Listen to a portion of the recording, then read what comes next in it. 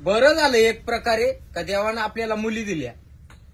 मुलं जर एवढे दिले असते ना सध्याला कवाय ठेसून ठेसून आहे ना लोणचं करून टाकलं असतं. कारण पुरी आजूक बापाला मारती नाही पण पोऱ्यांनी बरेच बाप ठेसले.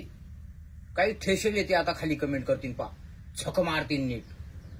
आता मला खरं बोलायला लागले मी घरचा आणि दारचा पाहत नाही. समानिशी तिकडं काही असू आपल्याकडे मोजमाप राहत नाही. खर्चाय खसवायचा आणि दारचाय खसवायचा. पा पोरं ज्यांना पोरं आहे त्यांची राहडे वाढली. गाडीवरूनच पडन पिऊन मारामारीच करीन गुंडाईच्या टोळीत सामीलच होईन कुठंतरी राहडेच वाढवीन. हे पोरांचे काम आहे. पुरींचे राहडे कमी. एखाद्या घराला नसून संस्कार एखाद्या पुरीचा राहडा ऐकायला येईल. पण बाकीच्या मुली इतक्या पुढे गेल्या शिक्षण नाही बी नोकरी नाही बी. अख्ख्या क्षेत्रात मुली स्टॉपलाय आता. पोरं फक्त गाड्या उडवायला इंस्टाग्रामवर कोयते घेऊन भाईगिरीची रील टाकायला अमकं तमकं बास एवढ्यालाच. आणि त्यांचे बाप म्हणत्या मला यंदा सरपंच करा गावचा. तो पोऱ्या तिकडं कोयता घेऊन रील टाकीतो तुला सरपंच करायला पाहिजे. तू गावाला तोडशील तुला काय भरोसा आहे. काही आता बारसांड्यांना ज्यांना काही कळत नाही ना जे त्या क्षेत्रात आहे ना ते आता कमेंट करतील पा. म्हणून बरं झालं का आपल्याला अपंग मुलगा दिला मुली दिल्या. मुली काय आपल्याला हाणणार नाही आणि मुलगा हाणणार नाही. पण ज्यांचे चांगले मुलगे तिने सावध राहा बरं का जपून राहा. इस्टेट कमवून ठेवा. नाही तर काय केलंय माझ्यासाठी म्हणायला असा झोपडतील. काही झोपटले ते आता कमेंट करतील पाहिजे झोपटेले ते. म्हणून जे दुःख येतं ते चांगल्यासाठी येतं. सुख आलं का त्याच्या पोट मोठंच दुःख येत असते माणसाला. आता तुम्ही म्हणशाल सुख आलं दुःख आल्यावर कसं काय चांगलं होते. खरंच चांगलं होते. वावराला तणनाशक मारलं का वावराचं गाबाळ मरतो. वावर थोडं मरत आहे. तसंच आहे दुःख आहे तणनाशक सारखं आहे. आलं का आपल्याला सर्व जाळून टाकीत आपल्या घरातलं पण आपण सलामत राहिलो पाहिजे. त्या वावरासारखे नाही कोणत्या मालासारखे. म्हणून दुःख येऊ द्या.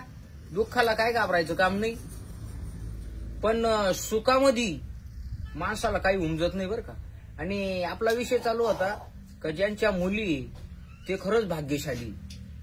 आणि ज्यांचे मुलं आहे त्यांना राडेच राडे. इथून पुढं मुलं ज्यांनी संस्कार चांगले लावले ज्यांच्या घरी चांगली वागणूक आहे त्यांचेच मुलं चांगली. अरे लय बेकार आहे. तुम्ही व्हिडिओ पाहत चला नुसत्या दादागिऱ्याच नुसत्या मारामाऱ्यात. काही ह्या गावात खून झाले 5. परवा दिवशी काही ह्या गावात उडावला 1. परवा दिवशी त्या गावात तोडला 1. पुरी करतात का. इस्टेट कमवायच्या ऐवजी पोरं कमवा. पोरं सुधरा. मी हे केलं मी ते केलं मी आमकं बांधलं मी वावर घेतलं. कायला घेतलं तर झक मारायला. मग मला राग येतोय. आधी पोऱ्याला सुधरव. पोऱ्या सुधारला हीच तुझी मोठी इस्टेट आहे.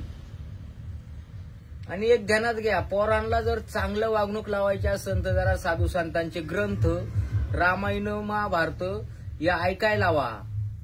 येडे आहे का. शाळात काहीच नाही शिकवती. शाळात फक्त पोट भरायचं शिक्षण.